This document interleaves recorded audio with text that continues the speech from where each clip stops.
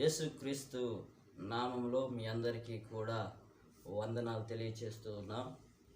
అందరూ కూడా బాగున్నారు కదండి.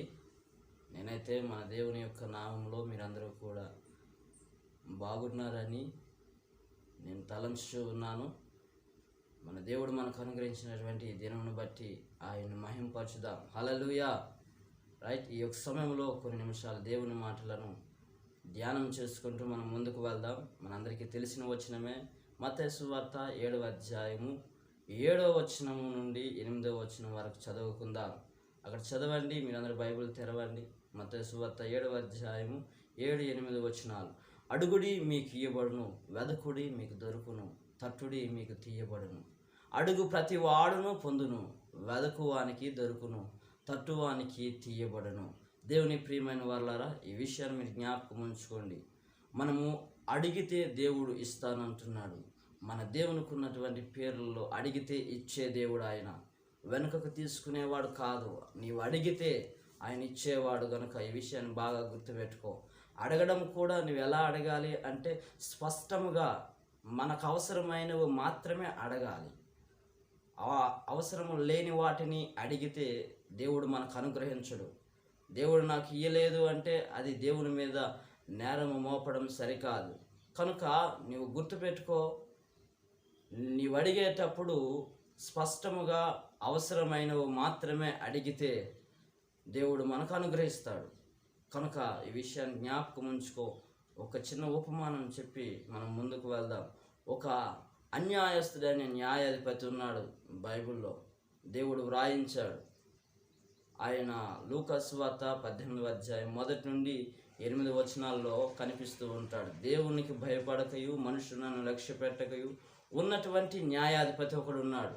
ఆ న్యాయాధిపతి దగ్గరికి ప్రతిరోజు ఒక విధవరాలు ఆమె వచ్చి, అయ్యా నాకు న్యాయం తీర్చండి అని ఆయన బ్రతిమాలుతూ ఉంది. ప్రతిరోజు ఆ యొక్క న్యాయాధిపతి అనుకున్నాడు, ఎవరు దేవునికి భయపడకయు మనుషులను లక్ష్య పెట్టకయు ఉన్న న్యాయాధిపతి అనుకున్నాడు, ఈమె ప్రతిరోజు నా యొద్దకు వచ్చి నన్ను విసిగించుచున్నది కనుక ఈమెకు తప్పకుండా నేను న్యాయం తీర్చేదను అని ఆయన అనుకొని ఆమెకు న్యాయం తీర్చాడు. మనుషులు అన్యాయులైనప్పటికీ వారు విసిగిపోవటం వలన న్యాయం తీర్చారు. మన దేవుడు న్యాయవంతుడు, మనకు న్యాయం చేసేవాడు గనుక నీవు అడిగితే నీవు అడిగిన దానికి న్యాయం చేసే దేవుడు. అర్థమవుతుందా? మన దేవుడు న్యాయవంతుడు కనుక మనము అడిగిన వాటికి న్యాయం చేసేవాడు మన దేవుడు. హల్లెలూయా. కనుక దేవుని ప్రియమైన వాళ్ళరా, నువ్వు అడిగితే ఆయన నీకు అనుగ్రహిస్తాడు. అడగకుండా నీవు 2-3 మార్లు ప్రార్థన చేసి ముగిస్తే కాదు. ఈ విధవరాలు విసుగక అడిగింది, దేవునిని విసుగక అడిగింది. కనుక నా జీవితాల్లో కూడా మనము విసుగక మన దేవునిని అడుగుతూనే ఉండాల.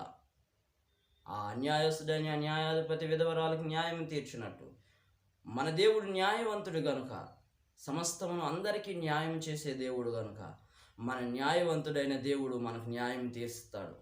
కనుక ఈ విషయాన్ని గుర్తుపెట్టుకో. దేవుడిని స్పష్టంగా అడుగు, మనకు కావాల్సిన వాటిని అడుగు. నా నామమున మీరు నన్ను ఏమడిగినాను నేను చేతును అని యేసయ్య మనకు వాగ్దానం ఇచ్చాడు. ఆ వాగ్దానాన్ని పట్టుకొని దేవుడిని అడుగు, స్పష్టంగా అడుగు. అప్పుడు ఆయన అడుగు ప్రతి వాటిని మీరు పొందుకుంటారు అని యేసయ్య సెలవిస్తూ ఉన్నాడు. కనుక మనం అడుగుదాం, మన దేవుని ఎదుటి నుండి పొందుకుందాం. ఎందుకంటే మన దేవుడు మనకు ఇచ్చేవాడు, అడిగితే ఇచ్చే దేవుడు. మరలా చెప్తున్నా, మన దేవుడు అన్యాయస్తుడు కాదు, న్యాయమైన వాడు. మన దేవుడు న్యాయమైన వాడు. కనుక ఈ విషయాన్ని జ్ఞాపకం ఉంచుకొని నీ దేవుని స్పష్టంగా అడుగు.